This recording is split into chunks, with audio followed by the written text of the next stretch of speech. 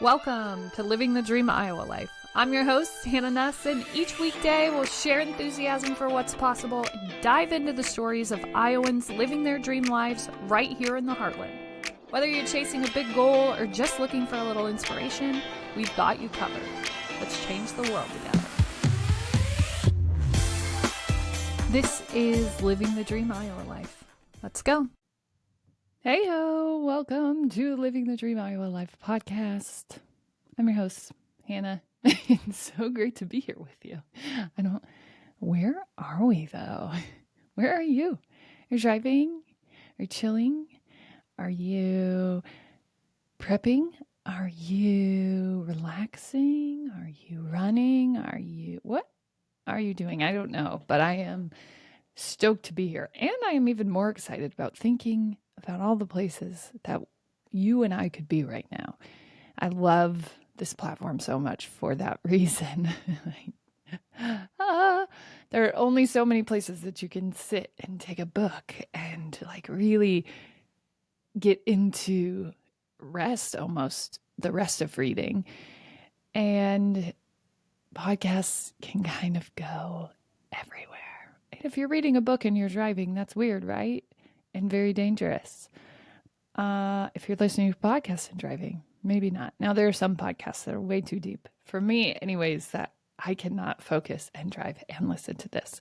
But hopefully this is just a nice, easy conversation where we get to kind of dive into connection questions and really get into it. So maybe this is a think too much pod to drive and be with. But hopefully you can take it into your workplace, into your family, into wherever it is that you want to deepen the connection. So whether that's to yourself, to the people around you, I hope that you can use these connection questions to deepen and strengthen those bonds. Okay, today's connection question is, where have you not given yourself enough credit? Where has that shown up? And I asked this question because last night I said I am running what I am going to go ahead and self-title Champ Camp. Okay, this is probably the name of a camp somewhere, but this is what I'm going to call it. I'm running Champ Camp for my sister-in-laws who are head coaching. My sister-in-law is head coaching her first season of volleyball. And my husband had said to me, what are you doing? Why would you help out with this? You know, you haven't coached in such a long time. Like, why help out? And I said, because I remember what it was like to be a young head coach and to be lost in everything that needs to get done.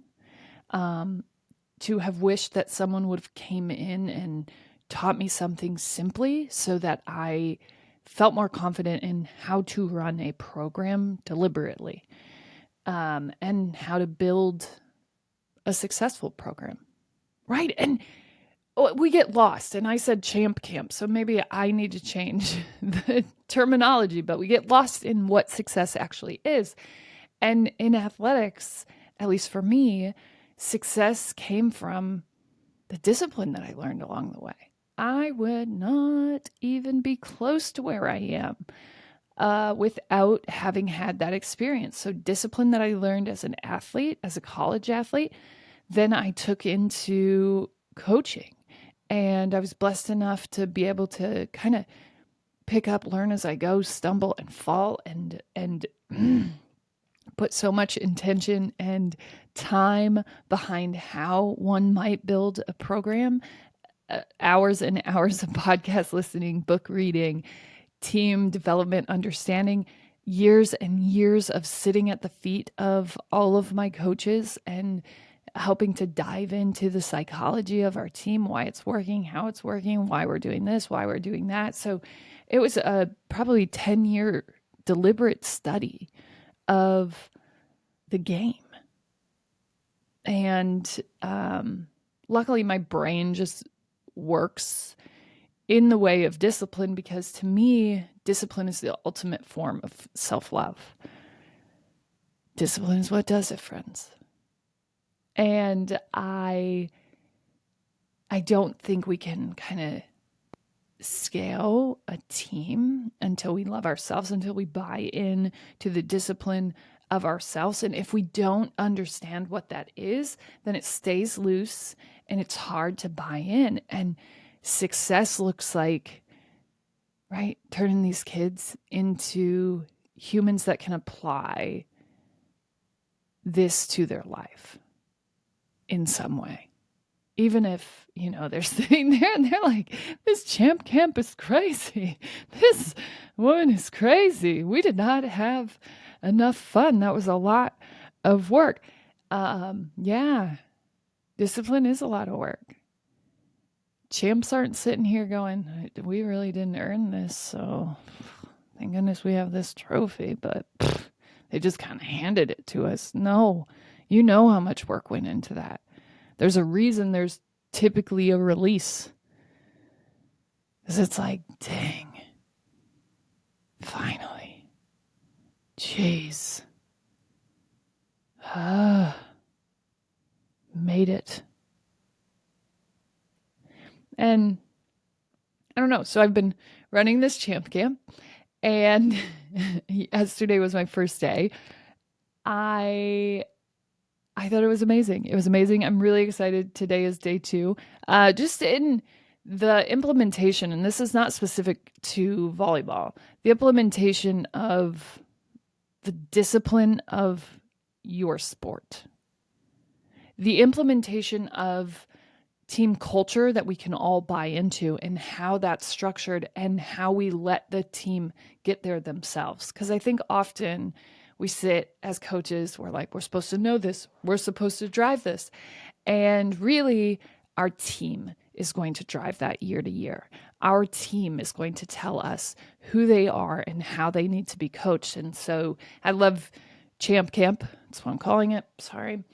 I love how so much of it is reflective in who they are in that moment. And we have those conversations and we bring that to the board. And I don't know, it was just fun. Yesterday was fun. I'm excited to be back today. And when I got home, and just know this really is not something that I don't apply everywhere. I use this same practice when we're doing narrative development with businesses, the one-on-one business coaching that I do. Really, we're focused on how do we get people to buy into your business.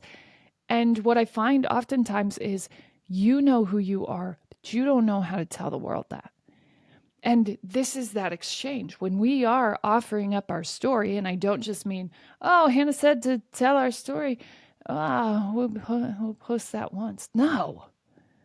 When we're offering up our story in enough ways that people can connect and understand who we are, we create this frictionless magnetism to our business because people know who we are and what we're about. And when we do that really well, the people who are about the same things find us, seek us out. But when we're just trying to kind of mask and be everything for everyone, we end up getting a bunch of junk. Sorry. We kind of just get what we get. And once in a while, you have that, those customers. That's my customer. We want that all the time. I don't want you to get all the fish in the sea. I want you to get, the clam with the pearl, folks, all the time. And that's what this strategy does. And in athletics, it does that in a beautiful way, not in that we're trying to get customers, but we are trying to get people to buy into our culture. And what I saw when we were most effective with that was a student section that could buy into our success, that understood what success was going to look like for us, that literally I have never seen a fuller student section than what we had. Even in the big schools, it was insane. I have never experienced a celebration when we walked out to take pictures with the trophy, the whole student section was there and they were singing the fight song to us, right? Like, that is magic. And you don't get that from once in a while being like, hey, we won a tournament. We're awesome. No, you get that by firmly standing in who you are. And that is a redevelopment process every single year. And a business is no different. And a person is no different. So I actually love doing this work personally as well. And I think I'm finally understanding what the tie is personally, because it is a little bit different in terms of how do we get there? Because I am not a business, I am not a team, I am just myself. And so actively working to develop that, and it will launch on Monday. You can be a part of our community, which is exclusive. Sorry, love Facebook. I love all of the free platforms that exist, and I love posting to those. But I feel like in the openness of that, it is hard to open up because anyone can see it, and dreams are so sacred and beautiful. And I don't want you to have to like sacrificial lamb, put it all out there. I'm going to create us this beautiful little space. So with all that being said, I'm running this camp. I come home last night and I'm like, you know what, Jordan? It was just really nice to be asked to do something like this. And I'm kind of discounting myself, and I'm going through, like, I was a head coach for 4 years. I coached college. I did all of that work. I really loved it. And then when it was time to go, it was just time to go. It's time to move, I guess, past the physical power of myself and move into this phase of the spiritual. And I got tapped on a few times. But you know, I don't know. So I came home and I'm like, it was just nice to be asked. I've been here. You know, I have this expertise, and I haven't known how to get there probably until this point. And maybe that is why I was never asked. There really wasn't a clean way to get there. Now I think I understand how we get there. And I'm so grateful to be able to try that out. And so he turned and looked at me, as he often does, because this has been Jordan's consistent role in this life, in my life. He turned to me and he said, you have been asked. And I said, well, no, I mean, not really, not like this. And he's like, no, you're right. You have been very specifically asked to be the head coach of programs, multiple programs.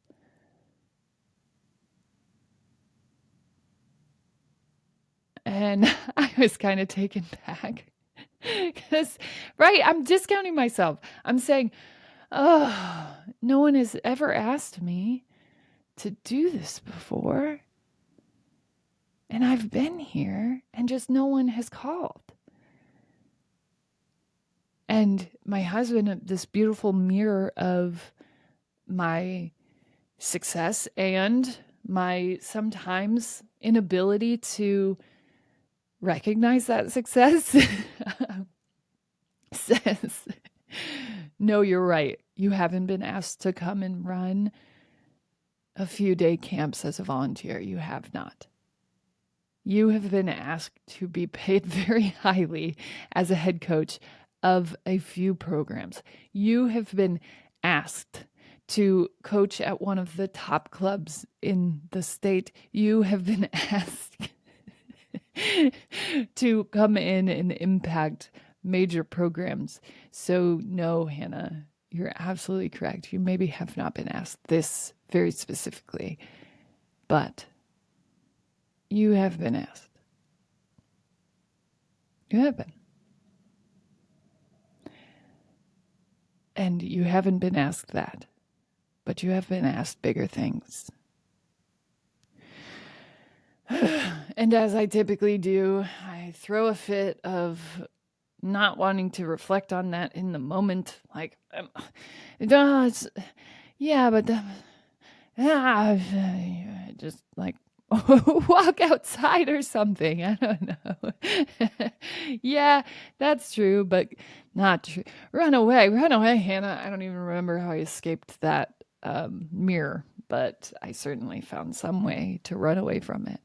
And, it got me thinking this morning, how often do we run from the reality of our greatness? And I have on one of my vision boards back here. Oh, it's right here. D, D, D, D, D.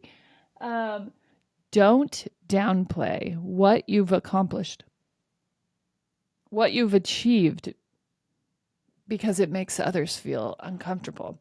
And I do think that that's the biggest piece of this for me. And for other people, it would probably be different. But I am, non-disruptive, just in the spirit of who I am.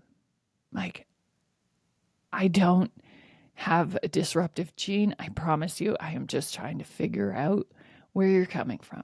It is coming from a place of seek to understand, not from a place of, I don't think that you are good enough and I want to bring that to light. And I do think sometimes that is misinterpreted. My investigation, my questions, especially with someone who isn't feeling confident in whatever it is that I am asking about, will feel like a blatant attack, will feel sometimes disruptive.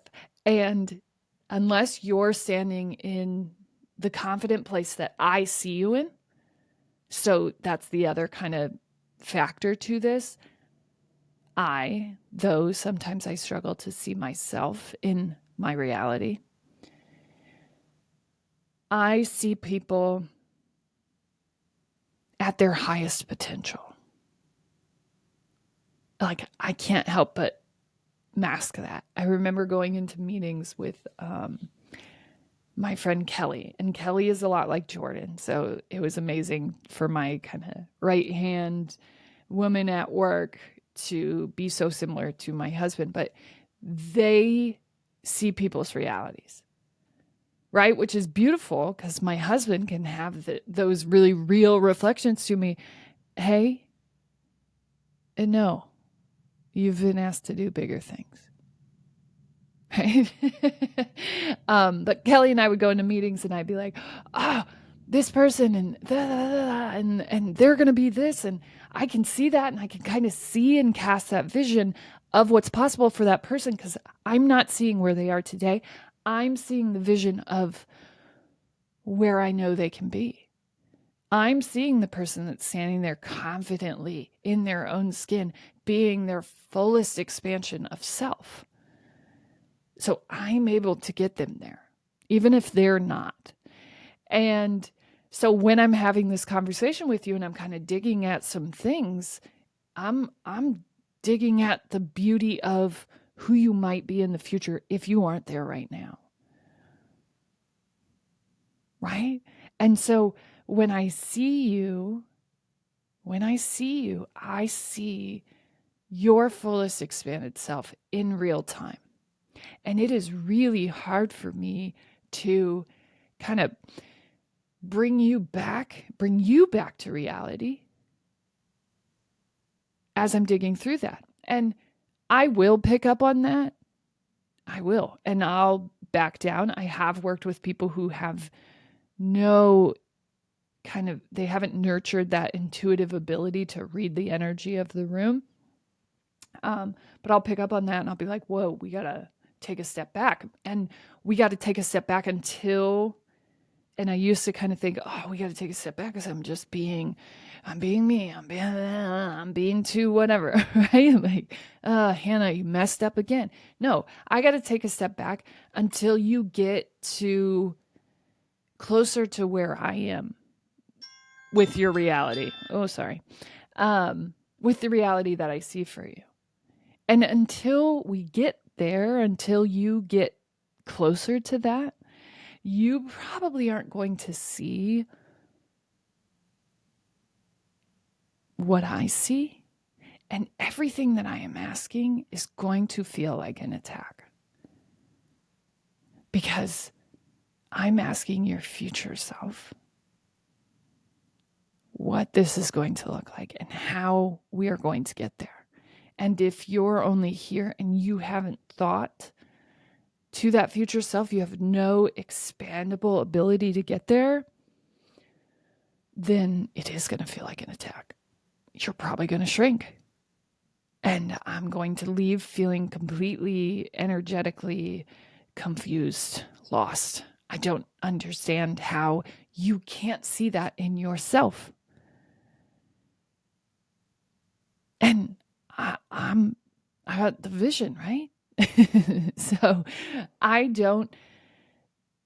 not disruptive, but I am extremely inquisitive and I am very curious and I am very vision minded. And I can see further than most people, and I can see further than you can with your dreams. And when I'm talking to you, I'm talking to that person. My intention is that person to rise there. My question and like deep dives into what you're saying is potentially the way that we get there. Right? But if you're not in a secure enough place to not take that as disruptive, then usually the meeting will end quickly and I will bow out because I will feel your energy and I will not push past that energy. I will stop. Now, I didn't used to. I used to just keep pushing and I'd be like, well, so, oh, you're crying now? Okay. Sorry, you pushed a little too hard. No, we're not doing that. You're not where you need to be to do this work, to have these conversations, because if you were, it wouldn't feel like an attack. And so I say that all to kind of get back to, we can't downplay what we've achieved to make others feel uncomfortable. Uncomfortable? Because it makes others feel uncomfortable. Okay. Right? And I have this tendency, I don't want to be disruptive because I'm not. But if you're seeing me in this higher place that you aspire to get to, but you're at this lower frequency state of, I don't feel empowered, I don't feel any of this, then every step that I take beyond where you're at right now is going to feel extremely disruptive. But similar to, I see the vision of who you can be, I'm just following the vision that I have for myself. Right? And so I can't keep kind of taking a step back or keep working myself down because I need to be humble. And it's interesting because my last year of being a head coach, we had made these shirts that said humble hustle. Both words that I completely resent right now in my life because they are essentially disruptive terms, even though they're very, I don't know, normal. So we'd had these shirts and you had to kind of earn these shirts. You had to do something that exhibited either two of the traits that we were trying to exemplify. And I made these shirts. I bought in.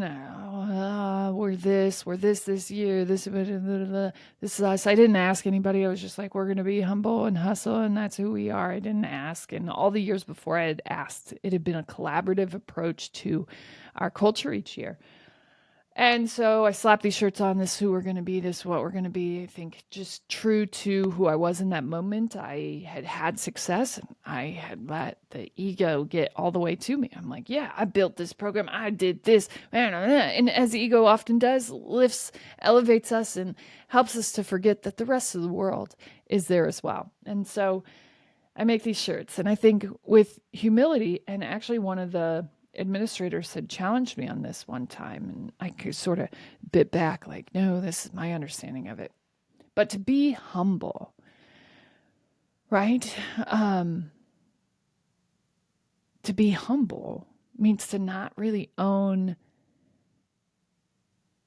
who you are, to not confidently step into the light. And at that point, I was coaching at a Catholic school. So the challenge was humble is humility something that we want to structure? Because is being humble actually not recognizing your divine lightness and your likeness in God? Is it not owning your gifts? And I think I just spouted back, like, yes, own your gifts, but also know that you're not it, right? Like, we won a state title, but we still got to come back and work to protect that. That's our job now. And that was what humble to me was. And now I see it as, you're right.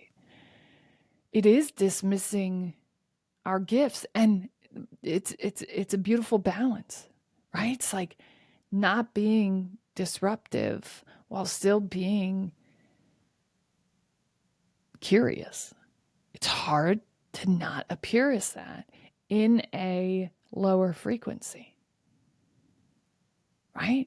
Someone who's asking questions is always going to look disruptive. Someone who's winning state titles is always going to look like they are owning their skills. There's not really a way, because they are. They are in their truth. They do know who they are. There really is room for, yes, a humble approach to that, where we don't want to be spouting off and saying that we're the greatest, but at the same time, we have to be. We have to own that. Because every time that we glance that off and we humbly say, oh, I've never been asked before. Oh, right. We're kind of renouncing to our less powerful selves. And do we think that that's what any of these higher powers want? They're standing there like our ancestors are standing over us, like, yeah, you're right. Be humble. Don't own those accomplishments. No, just let them fall to the wind. You haven't worked hard. It doesn't stand for anything. It all starts over. True in some senses, but like, God is not standing up there like, yeah, everybody be less powerful, man. Y'all are really kind of in your power place. That's not what I envisioned for these humans. I was kind of just hoping they'd sit on their phones and scroll all day. That was really my goal when I brought the first person to this earth. Like, I think eventually I'd love to see them living off the land, kind of spiritually connected to me, to the earth, to everything that I've created, kind of having this beautiful balance of creating a life themselves and nurturing and watching those things grow. But I think eventually I'd love them to get to this completely disconnected place where they're never outside, they never touch any grass or any trees, or they never wonder about the planets or the power of this earth that I have created. I think I just want them sitting on a phone, kind of just watching like funny people do dances and stuff, and not really wondering about the rest of the world. Like, just, I don't want you in your power place. I want you in your comfort place. I want you humble. I've never accomplished anything. No, I don't think God's saying that to anyone. That'd be a crazy thing to say. I don't think any of our ancestors are like, please don't get powerful. Please be humble about how awesome you are. Please. I don't want my legacy to be awesome. I'd just rather that it sits on a couch somewhere. No, they're not saying that. They're not. And then the other word on that shirt was hustle. And Ugh. Hustle means so many different things, right? And I was in a place where I was like, no, we worked hard. That's what got us here. Our hustle, because we were such a well-conditioned team, our hustle got us there. But like humility and hustle, both of which create this burnout culture when we're not bought into what those actually mean. What is the breakdown of those words? And the breakdown of those words to me now mean something completely different. And if I'm being honest, put us in a disempowering place. We were too humble. We had just won a state title. We were really awesome. We didn't have to forget that. That is a part of our identity. We didn't have to throw that away.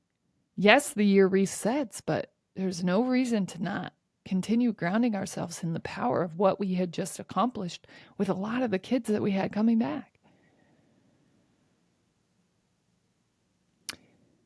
There's no reason to put hustle as something that we strived for when it had always been something that we just were. There was no reason for that. And I don't know.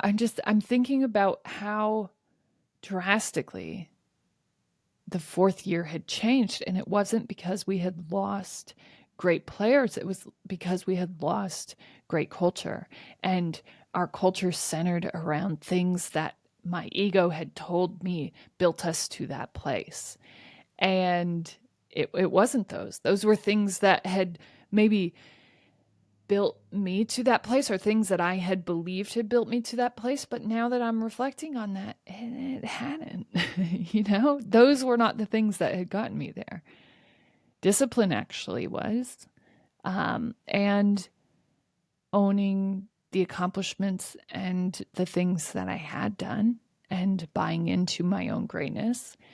And yeah, that's interesting.